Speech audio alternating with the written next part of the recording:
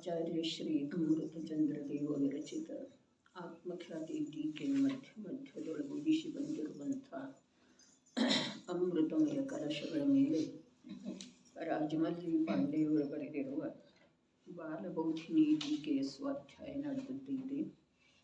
ನಿರ್ಜರಾಧಿಕಾರದ 16ನೇ ಮಂಗಲ ಕಲಶಿದೆ.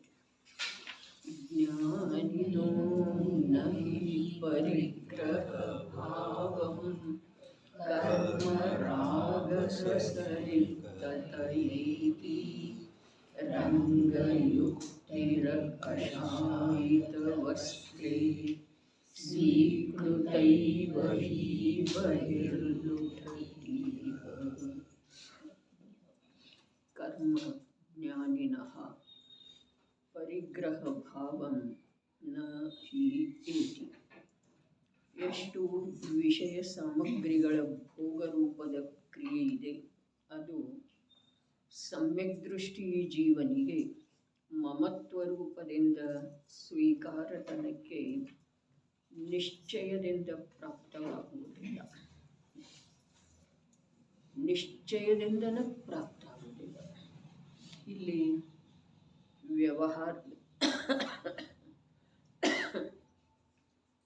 ವ್ಯವಹಾರದಿಂದ ಪ್ರಾಪ್ತ ಆಗುತ್ತಿರಬಹುದು ಅನ್ನುವಂಥ ಮಾತನ್ನ ಇಲ್ಲರಿ. ನಿಜವಾಗಿ ನಿಶ್ಚಯದಿಂದ ಅಂಥೇಳಿ ಹೇಳಿದ್ರೆ ಯಾವ ಕಾರಣದಿಂದನೂ ಅಂತ ಅರ್ಥ ಮಾಡ್ಕೊಂಡು, ಯಾವ ಕಾರಣದಿಂದ ಕೂಡ ಅವನಿಗೆ ಮಮತೆಯ ತನಕದ ಸ್ವೀಕಾರ ಆಗುವುದಿಲ್ಲ. ಎಷ್ಟು ಕರ್ಮ ಸಾಮಗ್ರಿಗಳಿದಾವೆಯೋ ಅವುಗಳದ್ದು ಯಾವ ಭೋಗ ಉಪಭೋಗ ಮಾಡತಾನೋ ಸಮ್ಯಕ್ ದೃಷ್ಟಿ ಜೀವ. ಇಲ್ಲಿ ಭೋಗ ಶಬ್ದ ಇಲ್ಲ, ವಾಸ್ತವದಲ್ಲಿ ಉಪಭೋಗ ಇದೆ. ಸಾಮಗ್ರಿಗಳ ಭೋಗರೂಪದ ಕ್ರಿಯೆ ಇದೆ. ಅದರ ಯಾವಾಗರೆ ಆಗತಿರ್ತಿದೆ. ಅದರ ಸಾಮಗ್ರಿ ಉಪಭೋಗದ್ದು ಅದಾವ್ರಿ. ಅವ ಶರೀರ ಇಂದ್ರಿಯ ಏನದವಲ್ಲ, ನಿಜವಾಗಿ ಆಹಾರಾದಿ ಏನದವ ಅವು ಭೋಗ ಸಾಮಗ್ರಿ ಅದಾವ್ರಿ. ಒಮ್ಮೆ ಮಾಯಿತು ಅಂತಂದ್ರೆ ಮುಗಿತದ. ಇಂದ್ರಿಯಗಳ ಮತ್ತು ಶರೀರ ಏನದವು ಅವು ಉಪಭೋಗ ಸಾಮಗ್ರಿ ಅದಾವ್ರಿ. ಮತ್ತ ಶರೀರ ಐತೇನಲ್ಲ, ಅಖಂಡ ಐತಿ. ಆದ್ರ ಅಖಂಡ ಇದ್ರೂ ಕೂಡ ಎಲ್ಲಿಯವರೆಗೆ ಅದರ ಜೊತೆಗೆ ಏಕತ್ವ ಬುದ್ಧಿ ಅಭೇದ ಬುದ್ಧಿ ಇದೆಯೋ ಅಲ್ಲಿಯವರೆಗೇನ ಅದು ಮಮತ್ವ ಶಬ್ದಕ್ಕೆ ಪ್ರಾಪ್ತ ಆಗ್ತಿದೆ.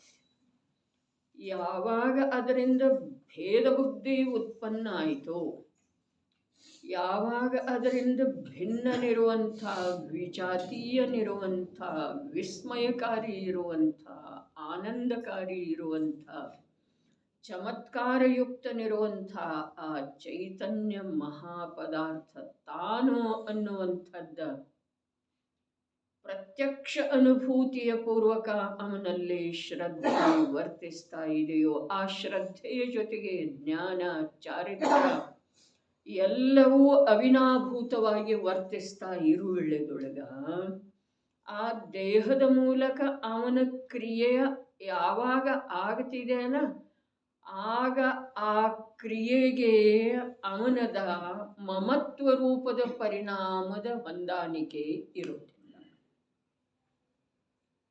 ಯಾವಾಗಂತ ಹೇಳ್ತಾರೆ, ನಿರಂತರ ವರ್ತಿಸ್ತಾ ಇದೆ ಪ್ರತ್ಯಕ್ಷ ಅನುಭೂತಿ ಪೂರ್ವಕ ಆ ಶ್ರದ್ಧೆ ಜ್ಞಾನ, ಅದರ ಜೊತೆಗೆ ಸ್ವರೂಪಾಚರಣ ಚಾರಿತ್ರ, ಈ ಪ್ರಕಾರದ ಅಖಂಡ ಪರಿಣಾಮನ ನಿರಂತರ ಇದೆ. ಯಾವಾಗರೆ ದೇಹದ ಜೊತೆಗೆ ಜ್ಞಾನ ಸ್ವಲ್ಪ ದೇಹದ ಕ್ರಿಯೆಯೊಳಗ ಒಂದು ಸಮಯ, 2 ಸಮಯ, 4 ಸಮಯ, ಅಸಂಖ್ಯ ಸಮಯ ಅಂದರೆ ಆ ದೇಹದ ಕ್ರಿಯೆಯ ಜೊತೆಗೆ ಇಂದ್ರಿಯಗಳ ಕ್ರಿಯೆಯ ಜೊತೆಗೆ ಅಥವಾ ಇಂದ್ರಿಯಗಳ ರೂಪದ ಯಾವ ಪರಿಣಮನ ಆಗ್ತಿದೆ ಅದು ಜ್ಞಾನದ ಆಧಾರದಿಂದನೇ ಆಗ್ತಿದೆ ರೀ. ಜ್ಞಾನ ಇಲ್ಲದ ಆಗೋದನ್ನ ಇಲ್ಲಲ್ಲ. ಜೀವ ಹೋದ ನಂತರ ಇಂದ್ರಿಯಗಳ ಕ್ರಿಯೆ ಎಷ್ಟಾಗ್ತಿದೆ. ಮೃತ ಶರೀರದೊಳಗೆ ಇಂದ್ರಿಯ ಇರ್ತಾವಲ್ಲ, ಯಾವ ಕ್ರಿಯೆನೂ ಆಗುವುದಿಲ್ಲ. ಹಾಗಾದ್ರೆ ಇಂದ್ರಿಯಗಳ ಮಾಧ್ಯಮದಿಂದ ಯಾವ ಕ್ರಿಯೆ ಆಗ್ತಿದೆಯಲ್ಲ ಆ ಕ್ರಿಯೆ ಸಮ್ಯಕ್ ದೃಷ್ಟಿ ಸಾಧಕ ಜೀವ ಇದ್ರೂ ಜ್ಞಾನದ ಜುಡಾನ ಇಲ್ಲದ ಆಗೋದನೇ ಇಲ್ರಿ. ಆದ್ರ ಆ ಕ್ರಿಯೆಯ ಜೊತೆಗೆ ಮಮತ್ವದ ಸ್ವೀಕಾರ ಯಾವ ಕಾರಣದಿಂದನೂ ಆಗೋದಿಲ್ಲ ನೋಡ್ರಿ. ನಿಶ್ಚಯದಿಂದ ಅಂತ ಹೇಳಿದ್ರಲ್ಲ, ನೀನು ಸಂದೇಹ ಪಡೋ ಅವಶ್ಯಕತೆ ಇಲ್ಲ, ನಾನು ತಿಳಿಸೇಳೋ ಅವಶ್ಯಕತೆ ಇಲ್ಲ. ನಿಶ್ಚಯದಿಂದ ಅಂತಂದ್ರೆ ಆಗೋದನೇ ಇಲ್ಲ. ಇದನ್ನು ನೀ ತಿಳ್ಕೊ. ನಿಶ್ಚಯದಿಂದನ ಮಮತೆಯ ಪರಿಣಾಮಕ್ಕೆ ಪ್ರಾಪ್ತ ಆಗೋದನೇ ಇಲ್ಲ. ಹೀಗೆ ವಸ್ತು ಸ್ವರೂಪ ಇದೆ. ಹೀಗೆ ನೀನು ತಿಳ್ಕೊಳ್ಬೇಕಾಗೋದು. ಯಾಕೆ? ವಸ್ತು ಸ್ವರೂಪ ಹೀಗೆ ಇದೆ.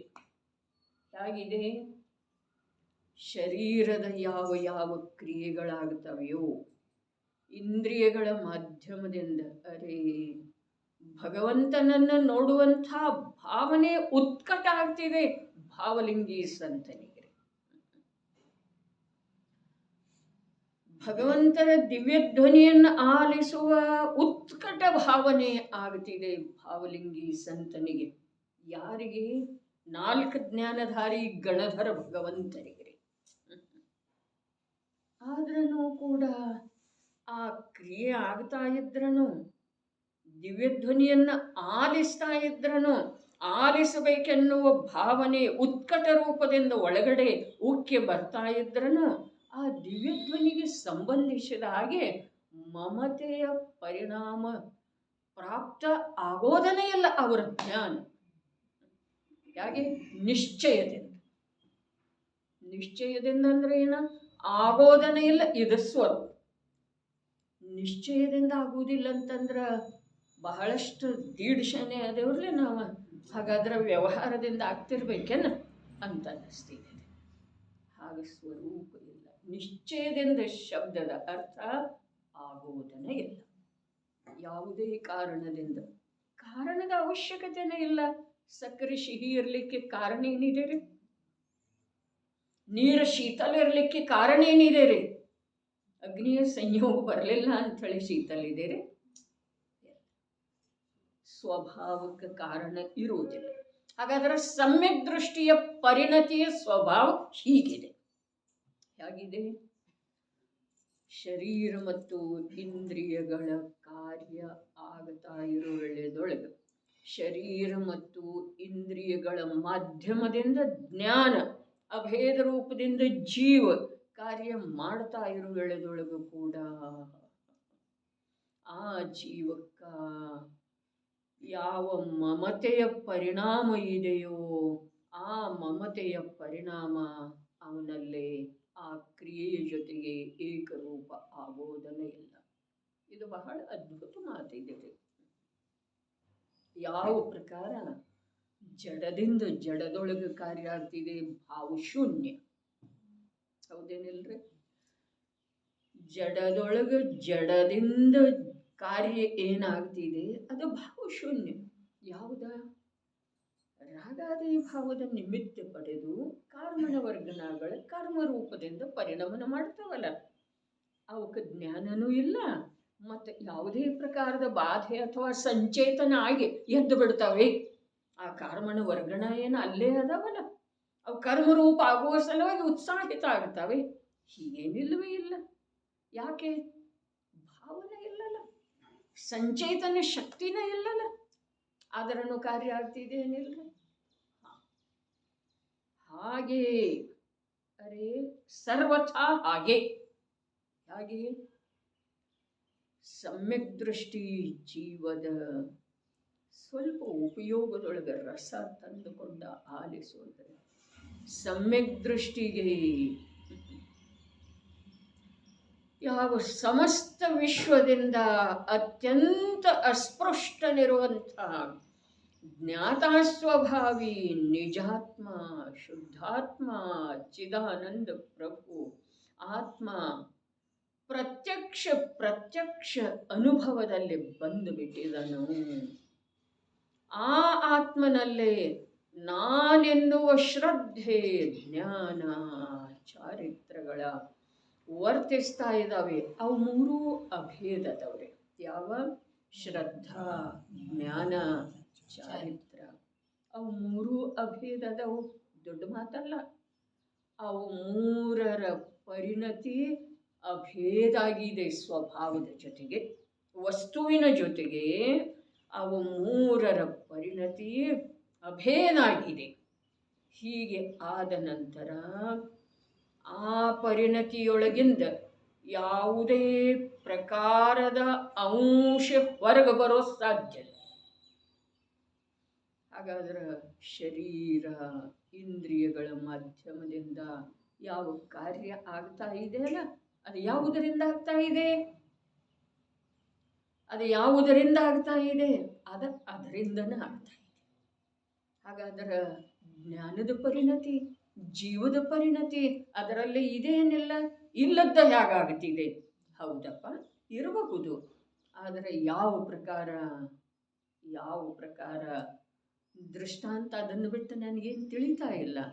ಯಾವ ಪ್ರಕಾರ ಜೀವದನ ಶರೀರದೊಳಗ ಪಾರ್ಶ್ವವಾಯುವಾದದ್ದು ಇದೆ, ಎರಡೂ ಮಗ್ಗಲು ಹೋದಂತೆ ಇದೆ. ಜೀವದನೇನಿಲ್ಲ, ಏನ್ ಮಾಡ್ತಾನ್ರಿ? ಬುದ್ಧಿಗೇನು ಆಗಿದೆ ರೀ, ಮಾಡ್ಬೇಕನ್ನೋ ಭಾವನೂ ಇಲ್ಲ. ಜೀವ ತನ್ನಲ್ಲೇ ತಾನದನು, ತನ್ನ ವಿಕಾರ ರೂಪದಿಂದ ತಾನು ಪರಿಣಾಮನ ಮಾಡ್ತಾ ಇದ್ದಾನು. ಏನು ವಿಕಾರ ಮಾಡ್ತಾ ಇದ್ದಾನೆ? ಅದೇ ನಿನಗೇನು ತಿಳಿತಿದೆ? ಅದು ಅಜ್ಞಾನಿಗೇನು ತಿಳಿಯೋದಿದೆ? ಏನು ವಿಕಾರ ಮಾಡ್ತಾ ಇದ್ದಾನೆ? ಅವ ತನ್ನ ವಿಭಾವ ರೂಪದ ಪರಿಣಾಮನದೊಳಗೆ ತಾನಿದ್ದಾನೆ. ತನ್ನ ಕ್ಷೇತ್ರದೊಳಗೆ ಶರೀರ ತನ್ನ ಕ್ಷೇತ್ರದೊಳಗೆ ತಾನಿದೆ. ಅದು ರೋಗ ರೂಪ, ನಿರೋಗ ರೂಪ, ರಕ್ತ ಮಾಂಸಗಳ ರೂಪ, ಸೇವಿಸಿರುವಂಥ ಆಹಾರದ ಆ ಪ್ರಕಾರದ ಪರಿಣಾಮನ ಎಲ್ಲ ಆಗ್ತಾ ಇದೆ. ಹಾಗೆಯೇ ಇಂದ್ರಿಯಗಳ ಕಾರ್ಯ ಸ್ವಯಮೇವ ಆಗ್ತಾ ಇದೆ.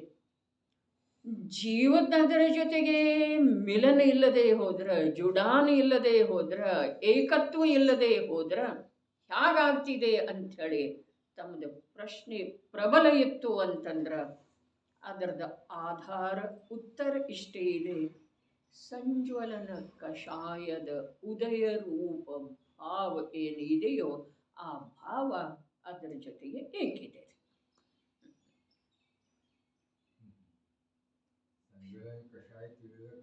ಸಂಜ್ವಲನ ಕಷಾಯದ ಉದಯ ರೂಪ ಜೀವದ ಅಶುದ್ಧ ಭಾವೇನಿದೆ ಅಲ್ಲ, ಅದರದ ಆ ಮನ ವಚನ ಕಾಯಗಳ ಜೊತೆಗೆ ಅಥವಾ ಇಂದ್ರಿಯಗಳ ಜೊತೆಗೆ ಏಕರೂಪತೆ ಇದೆ.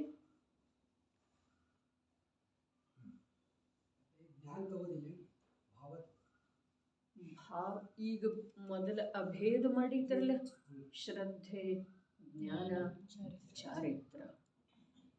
ನೋಡ್ರಿ, ಗುಣಗಳ ಪರಿಣಮನದ ಸ್ವತಂತ್ರತೆಯನ್ನ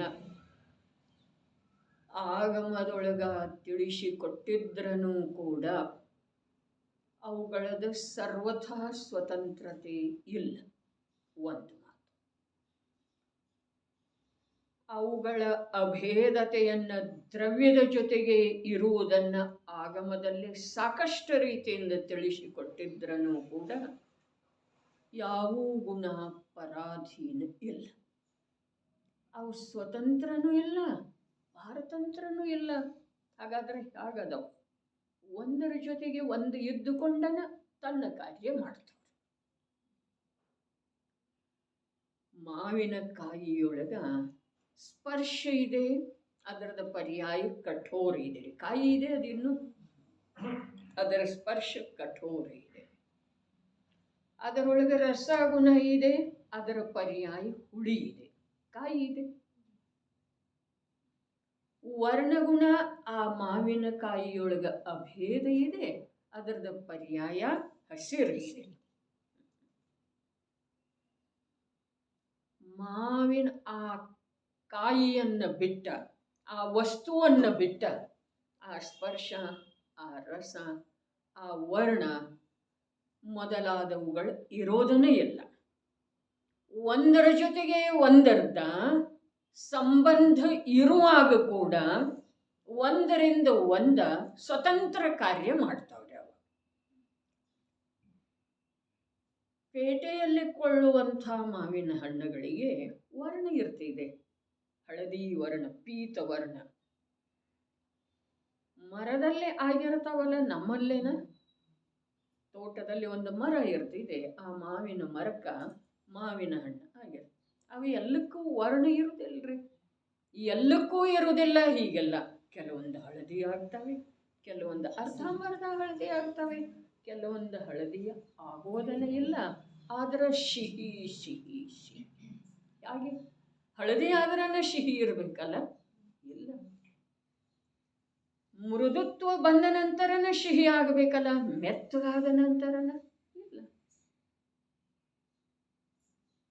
ಹೀಗೆ ಯಾವ ಪ್ರಕಾರ ಒಂದು ವಸ್ತುವನ್ನ, ಒಂದು ಪುದ್ಗಲ ದ್ರವ್ಯವನ್ನ ಆಶ್ರಯಿಸಿರುವಂಥ ಅಥವಾ ಪುದ್ಗಲದ ಜೊತೆಗೆ ಅಭೇದವಾಗಿ ವಾಸ ಮಾಡಿಕೊಂಡಿರುವಂಥ ಸ್ಪರ್ಶ ರಸ ವರ್ಣ ಈ ಗುಣಗಳನ್ನ ಒಮ್ಮೊಮ್ಮೆ ಒಂದರ ಅನುರೂಪ ಇನ್ನೊಂದು ಇರ್ತಿದೆ, ಅರ್ಥಾತ್ ಒಂದಿದ್ದ ನಂತರ ಒಂದು ಇರ್ತಿದೆ, ಒಮ್ಮೊಮ್ಮೆ ಒಂದಿದ್ದ ನಂತರ ಒಂದು ಇರುವುದಿಲ್ಲ. ಹಾಗೆ ಈ ಶ್ರದ್ಧಾ ಜ್ಞಾನ ಚಾರಿತ್ರಗಳದ್ದ ಒಂದರ ಅನುರೂಪ ಒಂದು ಇರ್ತಿದೆ, ಒಂದು ಇರುವೆಳದೊಳಗೆ ಕೂಡ ಒಂದರಲ್ಲೇ ಸ್ವಲ್ಪ ಕಸಕಿರ್ತಿದೆ ರೀ. ಚಾರಿತ್ರ ಗುಣದ್ದಂಥೇಳಿ ಹೇಳ್ಬಹುದು, ಏನು ಜ್ಞಾನದ್ದಂಥೇಳಿ ಹೇಳ್ಬಹುದು. ಅರೆ ನೀವು ಭೇದ ಮಾಡಿ ಹೇಳಿದ್ರೆ ಚಾರಿತ್ರದ ಅಂಥೇಳಿ ಹೇಳ್ರಿ, ಭೇದ ಮಾಡಿ ತಿಳ್ಕೊಳ್ಳೋದಿತ್ರ ಜ್ಞಾನ ಇಲ್ಲದ ಚಾರಿತ್ರ ಏನು ಮಾಡ್ತಿದೆ, ಜ್ಞಾನದ್ದಂಥೇಳಿ ಹೇಳ್ರಿ. ಎಲ್ಲಿಯವರೆಗೆ ಕೇವಲ ಜ್ಞಾನ ಆಗುವುದಿಲ್ಲ ಅಲ್ಲಿಯವರೆಗೆ ಜ್ಞಾನದ್ದನ್ನು ದುರ್ಬಲತೆ ಇದೆ ಅಲ್ಲ. ದುರ್ಬಲತೆ ಇದೆ ಅಂದ್ರೆ ಅದರ ಸಮ್ಯಕ್ತನದೊಳಗೆ ಯಾವ ಬಾಧ ಇಲ್ರಿ. ದುರ್ಬಲತೆ ಇದೆ, ಅರೆ ಅತೀಂದ್ರಿಯ ಆನಂದದೊಳಗೆ ಯಾವ ಬಾಧ ಇಲ್ಲ. ಚಾರಿತ್ರ ಗುಣದ ಮೂಲಕ ಅನಂತ ಸುಖದೊಳಗೆ ಸ್ವಲ್ಪ ಕುಂದ ಇರಬಹುದು, ಆದ್ರೆ ಅತೀಂದ್ರಿಯ ಸುಖದೊಳಗೆ ಆನಂದದೊಳಗೆ ಯಾವ ಬಾಧೆ ಇಲ್ಲ. ಈ ಪ್ರಕಾರ ಶ್ರದ್ಧಾ ಜ್ಞಾನ ಚಾರಿತ್ರಗಳದ್ದ ಇನ್ನೊಂದು ರೀತಿಯಿಂದ ಹೇಳಬೇಕಾದ್ರೆ, ಮೊನ್ನೆ ಹೇಳಿತಲ್ಲ ಕರ್ಮದ ಮಾತ, 70 ಕೋಟಾಕೋಟಿ ಸಾಗರೋಪಮಧ್ಯ ಯಾವ ಮೋಹನೀಯದ ಉತ್ಕೃಷ್ಟ ಬಂಧ ಇದೆ, ಅದ ಅಂತಃ ಕೋಟಾಕೋಟಿಗೆ ಬರ್ತಿದೆ ಕರ್ಣಲಬ್ಧಿಯೊಳಗೆ ಪ್ರವೇಶ ಮಾಡಿದ ನಂತರ ಜೀವ. ಅಂತಃ ಕೋಟಾಕೋಟಿ ಪ್ರಮಾಣ ಉಳಿದ ನಂತರ ಜೀವ ಕರ್ಣಲಬ್ಧಿಯೊಳಗೆ ಪ್ರವೇಶ ಮಾಡ್ತಾನೆ, ಅಥವಾ ಕರ್ಣಲಬ್ಧಿಯೊಳಗೆ ಪ್ರವೇಶ ಮಾಡಿದ ನಂತರ ಅಂತಃ ಕೋಟಾಕೋಟಿ ಮಾತ್ರ ಉಳಿತಿದೆ. ಹಾಗಾದ್ರೆ ಆ ಅಂತಃ ಕೋಟಾಕೋಟಿ ಮಾತ್ರ ಉಳಿಯುವಂಥ ಯಾವ ಪುರುಷಾರ್ಥ ಇನ್ನೂ ಸಮ್ಯಕ್ ದರ್ಶನ ಆಗೋಕ್ಕಿಂತ ಮುಂಚೆ ಆಗಿದೆಯೋ, ಸಮ್ಯಕ್ ದರ್ಶನ ಆದ ನಂತರ ಮಿಥ್ಯಾತ್ವ, ಸಮ್ಯಕ್ ಮಿಥ್ಯಾತ್ವ ಮತ್ತು ಅನಂತ ಅನುಬಂಧಿದ್ದು 4.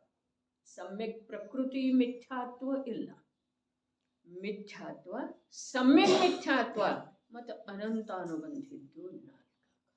ಇವುಗಳದ್ದು ಉಪಶಮ ಆಗಿರ್ತಿದೆ. ಅಲ್ಲಿ ಸಮ್ಯಕ್ ಪ್ರಕೃತಿ ಇದೆ ಅಲ್ಲ, ಅದರದ ಮಂದ ಉದಯ ಇರ್ತಿದೆ ರೀ.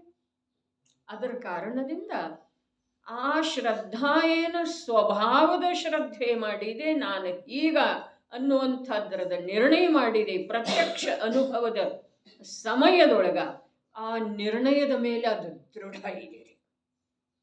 ಅದಕ್ಕೆ 2 ಪ್ರಕೃತಿ ಅಂತೂ ಹೋಗಿದವು, ಮತ್ತು ಅದಕ್ಕೆ ಪೋಷಕ ಇರುವಂಥ 4 ಅವು ಯಾವ ಚಾರಿತ್ರ ಮೋಹನಿಯದ್ದು ಹೋಗಿದವ್ರಿ. ಹೀಗಿದ್ದ ನಂತರ ಉಳಿದಿದ್ದೇನೆ ಎಷ್ಟ್ರಿ ಅಲ್ಲಿ, ಅದರದ್ದು ಎಲ್ಲಿ ಬಲ ಮುಟ್ಟೋದಿದೆ ರೀ. ಅಂದ್ರೆ ಶ್ರದ್ಧೆಯೊಳಗೂ ಕೂಡ ಆ ದೇಹದ ಕ್ರಿಯೆ ಏನು ನಡೆದಿದೆಯಲ್ಲ, ಸಮ್ಯಕ್ ದೃಷ್ಟಿ ಜೀವದ ದೇಹದ ಮೂಲಕ ಯಾವ ಕ್ರಿಯೆ ನಡೆದಿದೆಯಲ್ಲ, ಆ ಕ್ರಿಯೆಯ ಜೊತೆಗೆ ಶ್ರದ್ಧೆಯ ಅಂಶ ಕೂಡ ಇದೆ. ಬರೀ ಜ್ಞಾನನೇ ಯಾಕಂತೀರಿ ನೀವು, ಶ್ರದ್ಧೆಯ ಅಂಶ ಕೂಡ ಇದೆ ರೀ. ನೀವು ಭೇದ ಮಾಡಿ ತಿಳ್ಕೊಳ್ಳೋದಿತ್ತಂದ್ರೆ ಇಷ್ಟೆಲ್ಲನೂ ತಿಳ್ಕೊಳ್ಬೇಕಾಗುತ್ತೆ. ಮತ್ತು ಅಭೇದ ರೂಪದಿಂದ ತಿಳ್ಕೊಳ್ಬೇಕಾದ್ರೆ ಶ್ರದ್ಧಾ, ಜ್ಞಾನ, ಚಾರಿತ್ರ ಇವು ಮೂರೂ ಅಭೇದನ ಅದಾವ. ಮೂರೂ ಅಭೇದ ಅದಾವ ಅನ್ನೋದಕ್ಕಿಂತ ಅವು ಮೂರರದ್ದು ಸ್ವಭಾವದ ಜೊತೆಗೆ ಅಭೇದತೆ ಇದೆ. ಅಭೇದತೆ ಇರುವೆಳದೊಳಗೂ ಕೂಡ ಒಮ್ಮಿಂದೊಮ್ಮಿಗೇನು ಅದು ಅಭೇದ ಪೂರ ಆಗಿ ಬಿಡುವುದಿಲ್ಲಲ್ಲ. ಕೆಲವು ಅಂಶದಿಂದ ಪರದ್ದ ಏನಿದೆ, ರುಚಿ ಇದೆ, ಜ್ಞಾನ ಇದೆ, ಆನಂದ ಇದೆ ನೋಡ್ರಿ ಪರದ ಕುರಿತು. ಇನ್ನೇನು ನಾಲ್ಕನೇ ಗುಣಸ್ಥಾನಾವರ್ತಿಗೆ ಅಷ್ಟ ಅಲ್ಲ, ಮಹಾಮುನಿಗೆ ಕೂಡ ಆನಂದ ಇಲ್ಲದ ಕೇವಲ ಜ್ಞಾನ ಆಗದ್ದ ಯಾಕೆ ಕೂತವ ಗೌತಮ ಗಣಧರ್ರಿ. ಮಹಾವೀರರ ಸಾನ್ನಿಧ್ಯದ ಕುರಿತು ಅದೇ ನನಗೆ ನನ್ನ ಪದದ ನಿರ್ವಹಣೆ ಮಾಡೋದಿದೆ ಅಂತ ಹೇಳಿ ಕೂಡ್ಲಿಲ್ರಿ. ನಾನೀಗ ಕೇವಲ ಜ್ಞಾನ ಪ್ರಾಪ್ತ ಮಾಡಿಕೊಂಡು ಅಂತಂದ್ರ ಆ ದಿವ್ಯ ಧ್ವನಿಯ ಏನಿದೆ ಅಲ್ಲ ದ್ವಾದಶಾಂಗ ರಚನೆಯ ಕಾರ್ಯ ಅದನ್ನ ಯಾರು ಮಾಡೋರು. ಅದರ ಸಲುವಾಗಿ ಅವ್ನು ಕೇವಲ ಜ್ಞಾನ ಪ್ರಾಪ್ತ ಮಾಡಿಕೊಳ್ಳಲಿಲ್ಲ, ಉಳಿಲಿಲ್ಲ.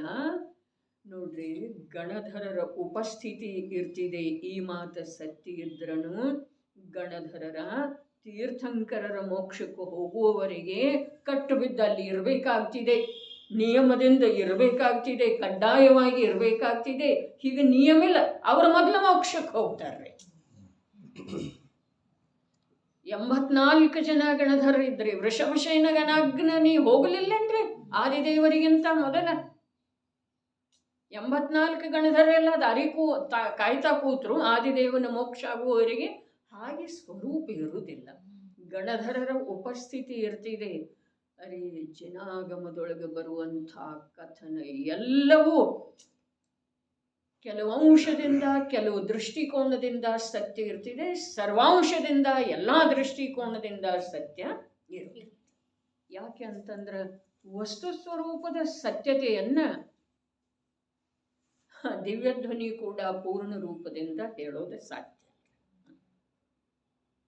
ವಸ್ತುವಿನ ಏನು ಸತ್ಯತೆ ಇದೆಯಲ್ಲ ಅದನ್ನು ಸರ್ವಾಂಶದಿಂದ ಅಥವಾ ಎಲ್ಲವನ್ನು ದಿವ್ಯಧ್ವನಿ ಕೂಡ ಹೇಳೋದು ಸಾಧ್ಯ.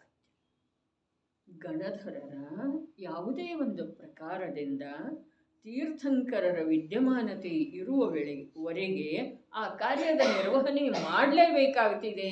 ಹೀಗೆ ಯಾವ ನಿಯಮನೂ ಇಲ್ಲ. ಅವ್ರ ಕಾಲ ಬಂದ ನಂತರ, ಅವ್ರ ಪುರುಷಾರ್ಥ ಜಾಗೃತ ಆದ ನಂತರ, ಅವರ ಪುರುಷಾರ್ಥ ಯಶಸ್ವಿ ಆಗುವಂಥದ್ದು ಕಾಲಲಬ್ಧಿ ಬಂದ ನಂತರ ಅವರು ಮೋಕ್ಷಕ್ಕೆ ಹೊರಟು ಹೋಗ್ತಾರೆ, ಕೇವಲಿ ಆಗ್ತಾರೆ. ಕೇವಲಿ ಅರೆ ಅರಹಂತನ ಉಪಸ್ಥಿತಿಯೊಳಗೆ ತೀರ್ಥಂಕರರ ಸಮೋಸರಣದೊಳಗೆ ಕೇವಲಿಗಳು ಎಷ್ಟು ಜನ ಇರ್ತಾರ್ರಿ? ಮತ್ತೆ ಈಗಿರೋ ವೇಳೆದೊಳಗೆ ಯಾವುದಕ್ಕೂ ಕಡ್ಡಾಯ ಪ್ರತಿಬಂಧ ಇರೋದನ್ನ ಇಲ್ಲ. ಅಂದ್ರೆ ಗೌತಮ ಗಣಧರ ಉಳಿದಲ್ಲ, ಅವ ಹ್ಯಾಗ ಉಳಿದ? ಆನಂದ ಇತ್ತದರಲ್ಲೇ ಅಂಥೇಳಿ ಉಳಿದರೆ ಅವ.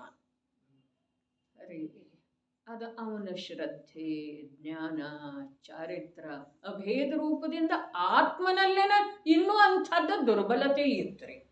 ಯಾವಾಗ ಮಹಾವೀರರ ನಿರ್ವಾಣಕ್ಕೆ ಪ್ರಾಪ್ತ ಆದರೋ ಆವಾಗ ಅವನಿಗೆ ಏನಾಯಿತು? ನಿರಾಧಾರ ಆದ ಆನಂದದ ಸ್ಥಾನ ಹೋದ ನಂತರ ಆ ಆನಂದದ ನಿಜವಾದ ಸ್ಥಾನದ ಆಶ್ರಯ ಮಾಡಿ ಅದೇ ದಿವಸ ಏನು ಮಾಡಿದ? ಕೇವಲ ಜ್ಞಾನವನ್ನು ಪ್ರಾಪ್ತ ಮಾಡಿದ. ಬೆಳಗ ಮುಂಜಾನೆ ಮಹಾವೀರ ಸ್ವಾಮಿ ನಿರ್ವಾಣಕ್ಕೆ ಪ್ರಾಪ್ತ ಆದರು. ಸಾಯಂಕಾಲ ಗೌತಮ ಸ್ವಾಮಿಗೆ ಕೇವಲ ಜ್ಞಾನ. ನೋಡ್ರಿ, ಕಥನಕ್ಕನ ಸತ್ಯ ಇರ್ತಿದೆ. ಕಾರ್ಯದ ಸಲುವಾಗಿ ಯಾವುದೇ ಪ್ರಕಾರದಿಂದ ನಿಮಿತ್ತದ ಬಾಧೆ ಬರುವುದಿಲ್ಲ. ನಮ್ದು ಚರ್ಚೆ ಏನು ನಡೆದಿತ್ತು? ಬರೀ ಪರಿಣಾಮ ಅಂಥೇಳಿ ಹೇಳಿದರ ಅದು ಚಾರಿತ್ರ ಗುಣದ ಪರ್ಯಾಯ ಅಂಥೇಳಿ ತಿಳಿಯುವುದ. ಕೆಲವೊಂದು ಸ್ಥಾನದೊಳಗ ಸತ್ಯ ಇದ್ರೂ ಕೂಡ ಕೆಲವೊಂದು ಸ್ಥಾನದೊಳಗ ಅದು ಸರ್ವಥಾ ಸತ್ಯ ಆಗುವುದಿಲ್ಲ. ಪರಿಣಾಮ ಅಂಥೇಳಿ ಹೇಳಿದರೆ ಏನ? ಇಲ್ಲಿ ಅಂದರೆ ಅಥವಾ ಎಲ್ಲ ಕಡೆ ಏನು ಅರ್ಥ ಆಗ್ತಿದೆ? ಚಾರಿತ್ರ ಗುಣದ ಪರ್ಯಾಯ ಒಂದು. ಇದು ಗುಣಭೇದ ಮಾಡಿದ ನಂತರ. ಪರಿಣಾಮ ಅಂಥೇಳಿ ಹೇಳಿದರೆ ಏನ? ಪರಿಣಾಮಿಯ ಪರಿಣತಿಯ ಒಂದು ಅಂಶ, ಪರಿಣಾಮಿಯ ಪರಿಣತಿಯ ಒಂದು ಅಂಶ ಅಥವಾ ಪರಿಣಮನದ ಒಂದು ವಿಭಾಗ. ಪರಿಣಾಮ ಅಂತಂದ್ರೆ ನಿಜವಾಗಿನ ಚಾರಿತ್ರ ಗುಣದ ಪರ್ಯಾಯ ಅಂಥೇಳಿ ಹೇಳಿದ್ರೂ ಅಲ್ಲಿ ಒಂದು ಯಾವುದೋ ವಿಶೇಷತೆಯನ್ನು ತಿಳಿಸಿಕೊಡುವ ಸಲುವಾಗಿ ಹಾಗೆ ಭೇದ ಮಾಡಿರ್ತಾರೆ. ಬರೀ ಚಾರಿತ್ರ ಗುಣದ ಪರ್ಯಾಯ ಏನು ಸ್ವತಂತ್ರ ರೂಪವಾಗಿ ಇರುವುದಿಲ್ಲರಿ. ತಿಳಿತೇನ್ರಿ? ಹಾಗಾದ್ರೆ ಜ್ಞಾನದ ಏಕತೆ ಅದರ ಜೊತೆಗೆ ಇದೆ ಏನಿಲ್ಲ, ಶ್ರದ್ಧೆದ್ದು ಕೂಡ ಇದೆ ಅಂತ ಹೇಳ್ತಾ ಇದೇನ್ರಲ್ಲ. ಕ್ಷಾಯಿಕ ಸಮ್ಯಕ್ ದೃಷ್ಟಿ ಇದ್ದಾನಲ್ಲ, ಅವನು 7 ಪ್ರಕೃತಿಯ ಕ್ಷಯ ಆಗಿ ಹೋಗುತ್ತೆ ಇದೆ. 7 ಯಾವ? ಮಿಥ್ಯಾತ್ವದ್ದು 3, ಅರ್ಥಾತ್ ದರ್ಶನ ಮೋಹನಿಯದ್ದು 3, ಚಾರಿತ್ರ ಮೋಹನಿಯದ್ದು 4. 7 ಕರ್ಮ ಪ್ರಕೃತಿಗಳದ್ದು ಕ್ಷಯ ಅರ್ಥಾತ್ ಅಂಶನೂ ಇಲ್ಲ ಅಲ್ಲಿ. ಹಾಗಾದ್ರೆ ಅವನ ಶ್ರದ್ಧೆಯೊಳಗೆ ದೋಷ ಇಲ್ಲವೇ ಇಲ್ಲಲ್ಲನ?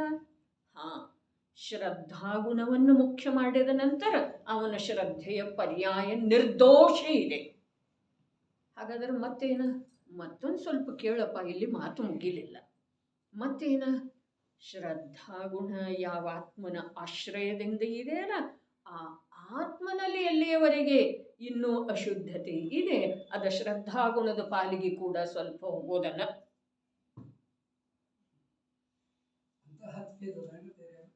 10 ಭೇದ ಹೇಳಿದ ನಂತರ ಕೂಡ ಅದು ಪೂರ್ಣ ಆಗ್ಲಿಲ್ರಿ. ಅದಕ್ಕೆ 10 ಭೇದ ಅಂತೂ ಹೇಳಿದ್ದಾರೆ ನೋಡ್ರಿ. ಜಿನಾಗಮದಲ್ಲಿ ಜಿಜ್ಞಾಸು ಜೀವದ ಸಲುವಾಗಿ ಕೆಲವೊಂದು ಭೇದ ಪ್ರಭೇದಗಳನ್ನು ವಿಸ್ತಾರ ಮಾಡಿ ಹೇಳಿದ್ದಾರೆ. ಆದ್ರೆ ಬೇಕಾದಷ್ಟು ಹೇಳಿದ್ರೂ ಕೂಡ ಯಾವೊಂದ್ರದು ಕಥನ್ ದಿ ಎಂಡ್ ಆಗುವುದಿಲ್ರಿ, ಕೊನೆ ಬರುವುದಿಲ್ರಿ. ಅರೆ ಅವಗಾಢ ಸಮ್ಯಕ್ತು, ಪರಮಾವಗಾಢ ಸಮ್ಯಕ್ತು ಹೇಳಿದ್ದಾರೆ. ಅವಗಾಢ ಸಮ್ಯಕ್ತ್ವ ಯಾವಾಗ? ಯಾವಾಗ ಕ್ಷಪಕ ಶ್ರೇಣಿ ಆರೋಹಣೆ ಮಾಡಿದ ನಂತರ ಅಂತಿಮ ಸಮಯದೊಳಗೆ. ಪರಮಾವಗಾಢ ಯಾವಾಗ? ಶುದ್ಧ ಆದ್ಮೇಲೆ, ಪರಮಾತ್ಮ ಆದ್ಮೇಲೆ.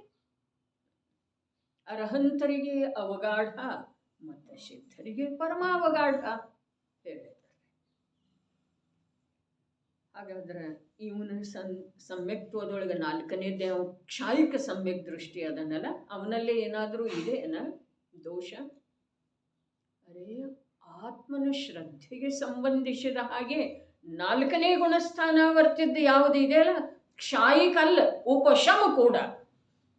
ಉಪಶಮ ಸಮ್ಯಕ್ತ್ವದ್ದು ಕೂಡ 4ನೇ ಗುಣಸ್ಥಾನ ವರ್ತಿಗೆ ಶ್ರದ್ಧಾಗುಣದ ಪರ್ಯಾಯದೊಳಗೆ ಸ್ವಭಾವದ ಕುರಿತು ಯಾವ ಜಾತಿಯ ಶ್ರದ್ಧೆ ಇದೆ ಅಂತಂದ್ರೆ ಆ ಸಿದ್ಧರಲ್ಲೇ ಇರುವಂಥದ್ದನ್ನು ಪರಮಾವಗಾಢ ಅಂಥೇಳಿ ಯಾವುದನ್ನು ನಿರ್ದೇಶಿಸಲಾಗಿದೆಯೋ ಅದೇ ಜಾತಿಯದ ಅಂಥದ್ದನ್ನ ಇವನಿಗೆ ಸ್ವಭಾವದ ಕುರಿತು ಶ್ರದ್ಧೆ ಇದೆ.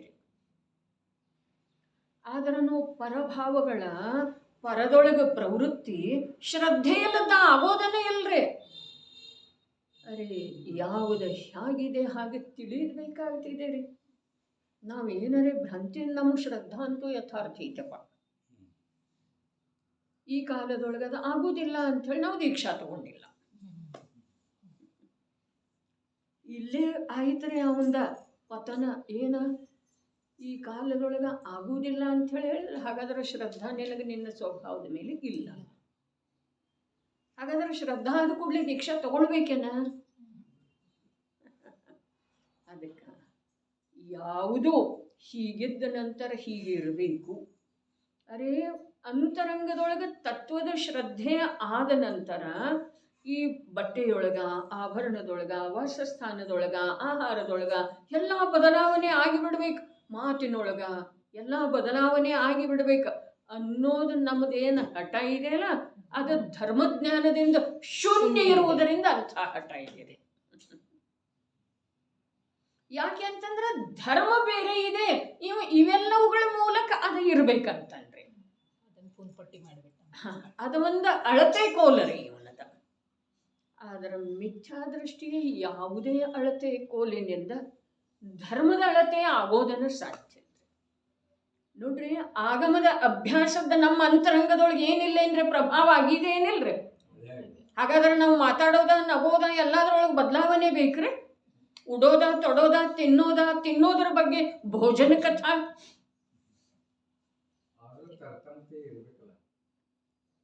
ನೋಡ್ರಿ ಅಣ್ಣ, ಮಾತು ಹೀಗಿದೆ, ಅವುಗಳ ಮಾಧ್ಯಮದಿಂದ ಇದರ ಅಳತೆ ಮಾಡೋದು ತಪ್ಪಿದೆ, ಇದು ಚರ್ಚೆ ನಡೆದಿದೆ. ತರತಮತೆ ಅವನ ಅಂತರಂಗದ ರುಚಿಯ ಅನುಸಾರವಾಗಿ ತರತಮತೆ ನಿಯಮದಿಂದ ಬರ್ತಾ ಹೋಗ್ತಿದ್ದಾರೆ. ಅದು ಬಂದೇ ಬರ್ತಿದೆ. ಅದು ಬಂದ್ರೂ ಕೂಡ ಅದು ಮಿಥ್ಯಾ ದೃಷ್ಟಿಗೆ ತಿಳಿಬೇಕು, ಹೀಗೆ ನಿಯಮ ಇಲ್ರಿ. ನನಗೆ ಪರಪದಾರ್ಥದ ಕುರಿತು ಯಾವ ಪ್ರಕಾರದ ಅಂತರಂಗದ ರುಚಿ ಇದೆ ಅನ್ನೋದು ನಿಮಗೆ ತಿಳಿಯೋದೇನ್ರಿ? ನಾನು ನಿಮಗೆ ತಿಳಿಬೇಕಾದ್ರೆ ನಾನು ಏನು ಮಾಡಬೇಕಾಗೋದ? ಅವಶ್ಯಕತೆನೇ ಇಲ್ರಿ. ನೋಡ್ರಿ ಅಣ್ಣ, ಮಾತು ಹೀಗಿದೆ, ನಾನು ಸಮ್ಯಕ್ ದೃಷ್ಟಿ, ನಾನು ಧರ್ಮದ ಜ್ಞಾನಿ, ನಾನು ತತ್ವದ ಜ್ಞಾನಿ ಅಂಥೇಳಿ ತಿಳಿಸಿಕೊಡುವ ಸಲುವಾಗಿ ಆ ನಿಜವಾದ ತತ್ವಜ್ಞಾನಿ ಇದ್ದ, ನಿಜವಾದ ಧರ್ಮಾತ್ಮ ಇದ್ದ, ನಿಜವಾದ ಸಮ್ಯಕ್ ದೃಷ್ಟಿ ಇದ್ದ, ಆ ಕಡೆ ಲಕ್ಷಣ ಇರೋದಿಲ್ರಿ. ಒಂದು ಜಗತ್ತು ಸರ್ಟಿಫಿಕೇಟ್ ಕೊಡಬೇಕಾಗಿಲ್ಲ ಧರ್ಮಕ್ಕೆ, ಅವನಿಗೆ ಆನಂದ ಆಗಬೇಕಾಗಿದೆ, ಅವನಿಗೆ ಶಾಂತಿ ಆಗಬೇಕಾಗಿದೆ. ನೋಡಪ್ಪ, ಅದಕ್ಕೆ ಹೇಳಿದೆ, ನನಗೆ ವಿಕಲ್ಪದಿಂದ ಎಷ್ಟು ಕಮ್ಮಿ ಇರಲಿಕ್ಕೆ ಬರ್ತಿದೆ, ಇರೋದ ಸಾಧ್ಯ ಇದೆ ಅನ್ನೋದರ ಕಡೆ ನನ್ನ ಗಮನ ಇರಬೇಕು. ನನ್ನ ವಿಕಲ್ಪ ಯಾವುದರ ಕುರಿತಾಗಿದೆ ಅದರದ ನಿರ್ಣಯ ನಾವು ಮಾಡಕ್ಕೆ ಹೊರಟಿದ್ದೇವ್ರಿ. ಅರೆ ವಿಕಲ್ಪನೆ ಇದೆ, ಇದು ನಮಗೆ ತಿಳಿತಾ ಇಲ್ಲ. ನಮಗೆ ಯಾಕೆ? ಅರೆ ಸಂಬಂಧಿಗಳ ಸೇವೆ ಮಾಡೋದಿಲ್ಲ, ಸಾಧರ್ಮಿಗಳ ಸೇವೆ, ಇದೆಲ್ಲ ದುರಾಗ್ರಹ ಇದೆ ರೀ. ಇನ್ನೇನು ಹೇಳೋದ? ಸಮಜನೆ ವಾಲೆ ಸಮಜ ಗೈ, ನಾ ಸಮಜಯವೋ ಅನಾಡಿ ಹೈ. ಈ ಕ್ಷೇತ್ರದೊಳಗ ಅನಾಡಿ ಉಳಿದ್ದೇವ್ರಿ. ನಾವು ತಿಳ್ಕೊಳ್ಳಿಕ್ಕೆ ತಯಾರಿಲ್ಲ. ಅರೆ ಧರ್ಮ ಅದೊಂದು ಅಲೌಕಿಕ ವಸ್ತು ಇದೆ, ಅದು ಸಂವೇದನದ ವಸ್ತು ಇದೆ. ನಿನಗೆ ಹೇಗೆ ಆನಂದ ಆಗ್ತಾ ಇದೆ, ಹೇಗೆ ಕೆಟ್ಟ ಅನ್ನಿಸ್ತಾ ಇದೆ ಅಂತ ಹೇಳಿದ್ರೆ ನಾ ಅದು ಯಾವ ಶಬ್ದದಲ್ಲಿ ಹೇಳ್ಬಹುದು, ಬರೆದು ತೋರಿಸಬಹುದು, ಯಾವ ಪ್ರಕಾರ ನಿಮಗೆ ತಿಳಿಸಿಕೊಡ್ಬೋದು. ನಂಗೆ ಭಾಳ ಕೆಟ್ಟ ಅನ್ನಿಸ್ತು. ಭಾಳ ಅಂದ್ರೆ ಎಷ್ಟು? 2 ಕಿಲೋ 4 ಕಿಲೋ, ಎಷ್ಟು ಮೀಟರ? ಅರೆ ಹಾಗೆ ಇರುವುದಿಲ್ರಿ. ಬಹಳ ಅನ್ನೋ ಶಬ್ದದ ಅರ್ಥ ಏನಿದೆ ಹೇಳಲಿಕ್ಕೆ ಬರುವುದಿಲ್ಲ, ಇಷ್ಟೇ ರೀ.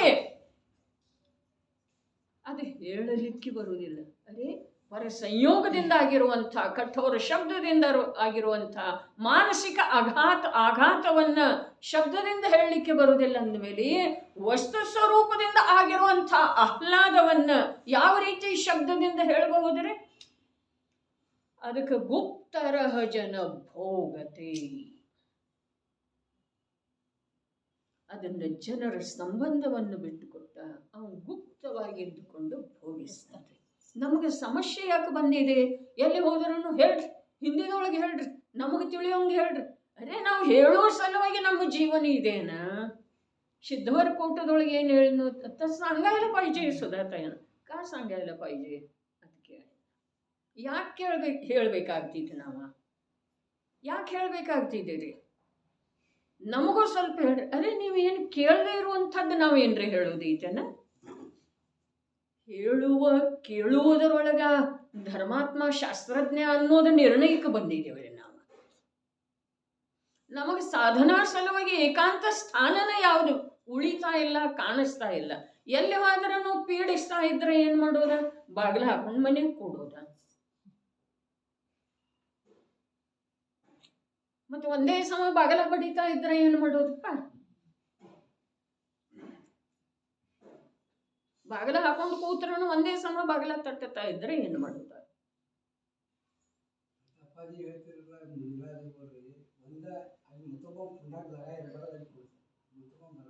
ಅದೇ ಮಾತೈತ್ರಿ. ಬೆಟ್ಟದ ತುದಿಗೆ ಯಾಕೆ ಹೋಗಿ ಕೂತರು ಅಂತಂದ್ರೆ ಇನ್ನೊಬ್ಬ ಬಂದು ಏನ್ರಿ ಹಂಗಾಯ್ತು ಹಿಂಗಾಯ್ತು ಕೇಳ್ಕ ಏನ್ರಿ ಸ್ವಲ್ಪ ಹೇಳ್ರಲ್ಲೇ, ಏನು ಯಾಕೆ ಹೇಳಬೇಕು? ಮುನಿರಾಜರಿಗೆ ಉಪದೇಶ ಹೇಳಬೇಕು ಇದು ನಿಯಮ ಇದೆಯನ? ಗ್ರಂಥ ಬರಿಬೇಕು ಇದು ನಿಯಮ ಇದೆಯನ? ನಿರ್ಜರ ತನ್ನಷ್ಟಕ್ಕೆ ತಾನೇ ಆಗುವುದಿಲ್ಲ. ಕರ್ಮದ ರಾಶಿ ಇದೆ ಇರಲ್ಲ, ಆ ರಾಶಿಯನ್ನ ಸ್ವಲ್ಪ ಕರಗಿಸುವ ಮಾತೇನಿದೆಯಲ್ಲ ಅದು ತನ್ನಷ್ಟಕ್ಕೆ ತಾನೇ ಆಗುವುದಿಲ್ಲ. ಮತ್ತು ಆದದ್ದನ್ನು ಜಗತ್ತು ಒಪ್ಪಬೇಕಾಗಿಲ್ಲ. ಇಷ್ಟು ಮಾತಿದೆ ರೀ. ಜಗತ್ತು ಒಪ್ಪಬೇಕಾಗಿಲ್ಲ. ನನ್ನ ಅಂತರಂಗದೊಳಗೆ ಏನು ಜಿನವಾಣಿಯಿಂದ ಲಾಭ ಆಗಿದೆ ಅದು ನನಗೆ ಗೊತ್ತಿದೆ ಏನಲ್ರಿ. ನಿಮಗೆ ಗೊತ್ತು ಮಾಡುವ ವ್ಯಗ್ರತೆ ಏನಿದೆಯಲ್ಲ ಆ ವ್ಯಗ್ರತೆಯಿಂದ ನನ್ನ ಜ್ಞಾನ ನಿರರ್ಥಕ ಆಗ್ತಿದೆ. ನನ್ನ ಜ್ಞಾನದ ಉಪಯೋಗ ನನ್ನ ಸುಖದ ಸಲುವಾಗಿ ಆಗ್ಬೇಕು, ನನ್ನ ಸ್ವಭಾವದ ಉಪಲಬ್ಧಿಯ ಸಲುವಾಗಿ ಆಗ್ಬೇಕು, ನನ್ನ ವಿಕಲ್ಪದ ಪರಿಹಾರದ ಸಲುವಾಗಿ ಆಗ್ಬೇಕು, ನನ್ನ ತ್ರಿಕಾಲಿ ನಿರ್ವಿಕಲ್ಪ ಸ್ವಭಾವದ ಗ್ರಹಣದ ಸಲುವಾಗಿ ಆಗ್ಬೇಕು. ಜೀವನ ಎಷ್ಟಿದೆ ರೀ, ಅವ್ರು ಕೇಳ್ತಾ ಇಲ್ಲ, ಇವ್ರು ಕೇಳ್ತಾ ಇಲ್ಲ, ಕೇಳದಿದ್ರೆ ಇಲ್ಲ, ತಮ್ಮದೊಂದು ನಿರ್ಣಯ ತಂದನ್ನೋದೊಂದು ಏನಾರು ಬೇಕು ಅಥವಾ ಬೇಡ್ರಿ. ನಿರ್ಣಯ ಅರೇ ತನ್ನ ನಿರ್ಣಯ, ತನ್ನ ಕಲ್ಯಾಣದ ನಿರ್ಣಯ, ಇನ್ನೊಬ್ಬರ ಮಾತು ಕೇಳಬಾರ್ದು ಅನ್ನೋ ನಿರ್ಣಯ ಅಲ್ಲ. ನಮ್ಮನ್ನು ಹೇಗೆ ಬೇಕು ಹಾಗೆ ಎಳೆದಾಡ್ಲಿಕ್ಕೆ ನಾವು ಏನದೇವ್ರಿ, ಏನದೇವು? ಜಡ ವಸ್ತು ಕೂಡ ಸಹನೆ ಮಾಡೋದಿಲ್ಲ, ಪ್ರತಿಕ್ರಿಯಿಸ್ತಿದೆ ಅದು ಕೂಡ. ಅದಕ್ಕೆ ನೋಡ್ರಿ, ತಮ್ಮದ ನಿರ್ಣಯ ಏನ ಅಂತಂದ್ರೆ ನನ್ನ ಜೀವನ ಎಷ್ಟಿದೆ, ಆ ನನ್ನ ಜೀವನದೊಳಗೆ ಸಾಧ್ಯ ಆದಷ್ಟು ಇಲ್ಲಿ ಹೇಳಿದರಲ್ಲ, ಎಂಥ ಶಬ್ದ ಹೇಳಿದರ ಟೀಕಾಕಾರರ ರಾಜಮಲ್ ಪಾಂಡೆ, ನಮಗೆ ತಿಳಿದೇ ಇರುವಂಥದ್ದೇನೂ ಹೇಳಲಿಲ್ಲ. ವೇಗ ಕಮ್ಮಿ ಆಗಲಿ, ಬರೀ ವೇಗ ಕಮ್ಮಿ ಆಗಲ್ರಿ, ಯಾವುದರದ ರಾಗದ ವೇಗ ಕಮ್ಮಿ ಆಗಲಿ. ಧನ್ಯರೇ ಅಷ್ಟಾಯ್ತು ಅಂತಂದ್ರೆ ರಾಗದ ವೇಗ ಯಾವಾಗ ಕಮ್ಮಿ ಆಗ್ತಿದೆ? ಮಿಥ್ಯಾತ್ವ ಹೋದ್ಮೇಲೆ ಮಿಥ್ಯಾತ್ವ ಹೋಗಿತ ಮೊದಲು ಕೂಡ.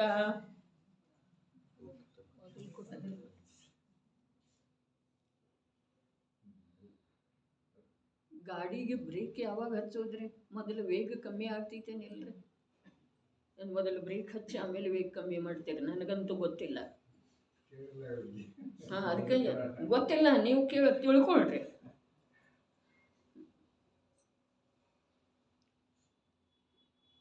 ಪಶ್ಚಿಮ ದಿಕ್ಕಿನಿಂದ ವೇಗವಾಗಿ ಓಡ್ತಾ ಇರುವಂಥ ವ್ಯಕ್ತಿ ಒಮ್ಮಿಂದೊಮ್ಮೆಗೆ ನಿಂತು ಪೂರ್ವ ದಿಕ್ಕಿನ ಕಡೆ ತಿರುಗೋದು ಸಾಧ್ಯನೇ ಇಲ್ಲ.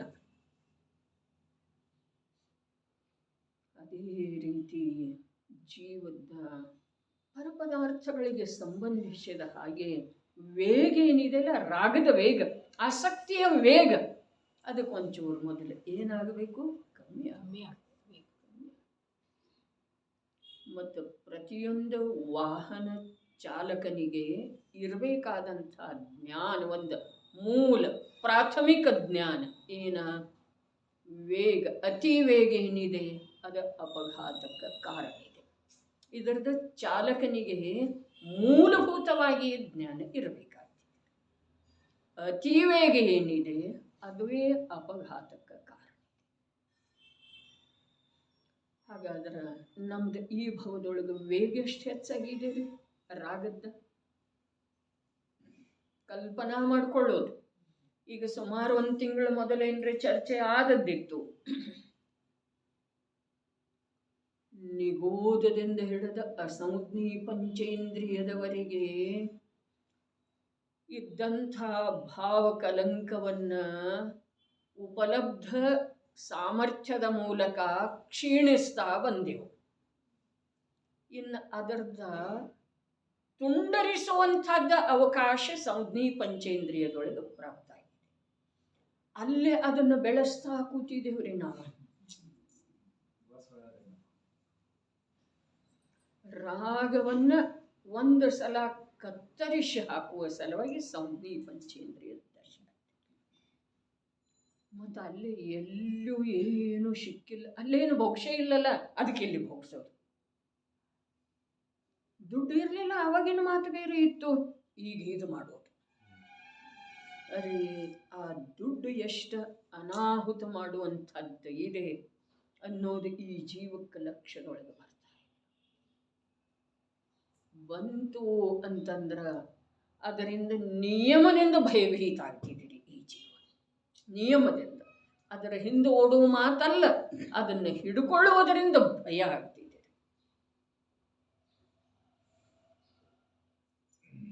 ಏನು ಮಹಾಪುರುಷರ ಕಥೆಗಳ ನಾಳೆ ಬರ್ತಾವ್ರಿ. ಕಥೆಗಾಗಿ ಕಥೆ ಅಲ್ಲ, ಕಥೆ ಪುಸ್ತಕ ಅಲ್ಲದ, ಆದರೆ ಕಥೆ ಅದವ್ರಿ. ಅದರೊಳಗೆ ಅಧ್ಯಾತ್ಮಮಯ ಜೀವನ ತನ್ನಷ್ಟಕ್ಕೆ ತಾನೇ ಆಕಾಶದಿಂದ ಪತಿತ ಆಗುವುದಿಲ್ಲ. ಜೀವದ ಅದರ ಸಲುವಾಗಿ ಸಂವೇದನ ಬೇಕು, ತಿಳ್ಕೊಳ್ಳುವುದು ಬೇಕು. ಆ ಪ್ರಕಾರದ ಜೀವನದ ಅಭಿಪ್ರಾಯ, ಅಂಥ ಜೀವನ ತನ್ನದಾಗಬೇಕು. ಆ ಜೀವನ ಸುಂದರ ಕಾಣಿಸ್ಬೇಕು, ಆ ಜೀವನ ನಿರ್ಭಾರ ಕಾಣಿಸ್ಬೇಕು, ಆ ಜೀವನ ತನ್ನದಾಗಬೇಕು ಅನ್ನುವಂಥದ್ದು ಉತ್ಕಟವಾದಂಥ ಭಾವ ತರಂಗಗಳ ಉಕ್ಕಿ ಬರಬೇಕು. ಆವಾಗ ಆ ಜೀವನ ಸುಂದರ ಜೀವನ, ಸುಖಮಯ ಜೀವನ, ಸ್ವಾಧೀನ ಜೀವನ, ಅದು ಏಕಾಂಗಿ ಜೀವನ ಇದೆ. ಶಶಿಕಾಂತ್ ಸುಂದರ ಇದೆ, ಆದರೆ ಏಕಾಂಗಿ. ಹಿಂದನೂ ಅನೇಕ ಬಾರಿ ಚರ್ಚೆ ಬಂದದ್ದಿದೆ, ಆಗಮದೊಳಗನೂ ಇದೆ. ಯಾರಿಗೆ ಸಂಘ ಹಿಡಿಸ್ತಿದೆಯೋ, ಸಂಗತಿ ಬೇಕಾಗ್ತಿದೆಯೋ, ಅವರಿಗೆ ನಿಸ್ಸಂಗ ಸ್ವಭಾವ ರುಚಿಸೋದು ಸಾಧ್ಯ ಇಲ್ಲ. ಒಂದು ಖಡ್ಗ ಕೋಶದೊಳಗೆ ಎರಡು ಖಡ್ಗ ಹೇಗಿರೋರಿ? ಸ್ವಭಾವ ನಿಸ್ಸಂಗ ಇದೆ. ಮಗ ಕೇಳ್ತಾ ಇಲ್ಲ ಮಾತಾ, ಬಹಳ ಒಳ್ಳೆಯದು, ಬಹಳ ಅನುಕೂಲ ಅನಿಸೋದು ಯಾವಾಗ ಸಾಧ್ಯ ಇದೆ ನಮ್ಗೆ? ಏಕೈಕ ಪುತ್ರ ಬಹುದಿನದ ಬಯಕೆಯಿಂದ ಉತ್ಪನ್ನ ಆಗಿದ್ದಾನೆ. ಮಾತಿಗೆ ವಿರೋಧ ಮಾಡ್ತಾ ಇದ್ದಾನೆ. ಮಾಡಲಿಕ್ಕೆಲ್ಲ ಮಾಡಬಹುದೇನಿಲ್ಲ. ಇವತ್ತೇನಿದೆ ಅವನು ನಿನ್ನ ಅಧೀನದನ. ಇನ್ನೊಂದು 4 ವರ್ಷ ಹೋದ ನಂತರ ಅವನು ಹೀಗೆ ಇರುವುದಿಲ್ಲ. ಮಗುವಿಗೆ ತಾಯಿ ಬೇಕು, ಮಗನಿಗೆ ತಾಯಿ ಬೇಕಿಲ್ಲ. ಏನು ಹೇಳಿತು?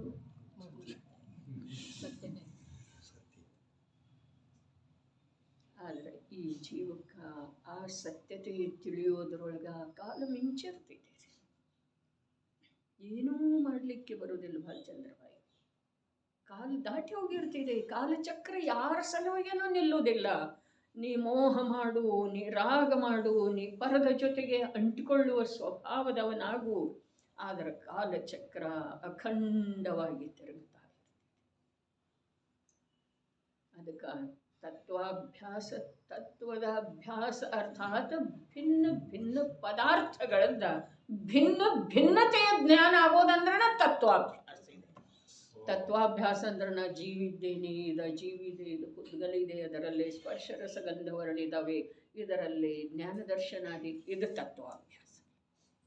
ವಿಶ್ವದ ಪದಾರ್ಥಗಳಂತ ಒಂದರದ ಇನ್ನೊಂದರ ಜೊತೆ ಯಾವುದೇ ಕಾಲದೊಳಗ ಯಾವುದೇ ಕಾರಣದಿಂದ ಸಂಬಂಧ ಸಾಧ್ಯ ಇಲ್ಲ.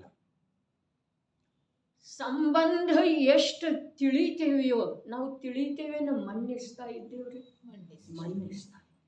ಹಾಗಾದ್ರೆ ಆ ಮನ್ನನೇ ಹೆಸರು ಸಂಸಾರ.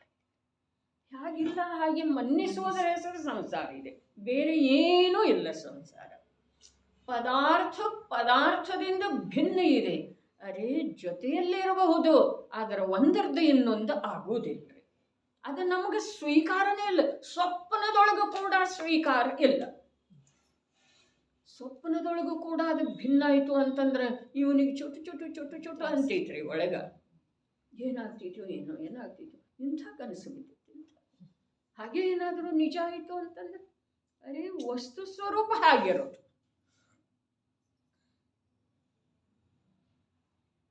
अंजूताई, केव्हा यथार्थ ज्ञान होईल ना, तेव्हा आपल्या हातात काही राहणार नाही. ಸಮಯನ ಇರುವುದಿಲ್ಲರಿ. ಮತ್ತು ಈಗ ನಾವೇನು ತತ್ವಜ್ಞಾನೇನ ಸ್ವಾಧ್ಯಾಯಿ ಅಂಥೇಳಿ ತಿಳ್ಕೊಂಡಿದ್ದೇವಲ್ಲ, ಇದೆಲ್ಲ ಕೇವಲ ಭ್ರಮೆ. ತತ್ವಜ್ಞಾನದ ಅರ್ಥ ಇಷ್ಟ ಇದೆ, ಪರದಿಂದ ಭಿನ್ನತ್ವದ ಸಾಕ್ಷಾತ್ ನಿರ್ಣಯ. ಭಿನ್ನ ಆಗೋದು ಮಾತಿಲ್ಲ, ಭಿನ್ನ ಐತೇನಲ್ಲ ನಿರ್ಣಯ ತಿಳಿಯೋದು. ಶ್ರದ್ಧಾ ವಿಕಲ್ಪದೊಳಗೆ ಶ್ರದ್ಧೆ. ಭಿನ್ನವನ್ನ ಏಕ ತಿಳಿಯೋದ್ರ ಹೆಸರು ಸಂಸಾರ ಇದೆ, ಮಿಥ್ಯಾತ್ವ ಇದೆ, ಬೇರೆ ಏನೂ ದೊಡ್ಡದಿಲ್ಲ. ಭಿನ್ನವನ್ನ ಏಕ ತಿಳಿಯೋದು, ಜೊತೆಯಲ್ಲಿರುವುದನ್ನು ನನ್ನದಂತ ಹೇಳಿ ತಿಳಿಯೋದು. ಜೊತೆಯಲ್ಲಿ ಎಲ್ಲ ಇರೋದನ್ನ, ಇದರೊಳಗೆ ಎಷ್ಟದವ್ರಿ ಪರಮಾಣುಗಳ? ಹಿಂದೆ ಕೇಳಿದ್ದಿತ್ತು, ಮನೋವರ್ಗನಾದೊಳಗೆ ಅನಂತ, ಕಾರ್ಮಣ ವರ್ಗನಾದೊಳಗೆ ಅನಂತ, ಭಾಷಾ ವರ್ಗಣ ರೂಪ ಆಗುವಂಥದ್ರೊಳಗೆ ಅನಂತ. ಈ ಆಹಾರ ವರ್ಗಣದೊಳಗೆ ಅನಂತ. ತೈಜಸ ಅವು ಅನಂತ. ಹಾಗಾದ್ರೆ ನೀ ಒಬ್ಬ. ಅವು ಯಾವ ಅನಂತದ ಸಮೂಹ ಇದೆಯಲ್ಲ ಅದನ್ನು ನಂದು ಅಂತ ಇದ್ದಿ, ಅದು ಸಂಸಾರ ಇದೆ. ಎಂಥ ಸಂಸಾರ? ಅನಂತ ಸಂಸಾರ. ಇಷ್ಟೇ. ಗಣಿತ ಅತ್ಯಂತ ಸುಲಭ ಇದೆ, ಆದರೆ ಭ್ರಾಂತಿಯಿಂದ ಅದು ಬಿಡಿಸಲಾರದ ಗಂಟಾಗಿದೆ.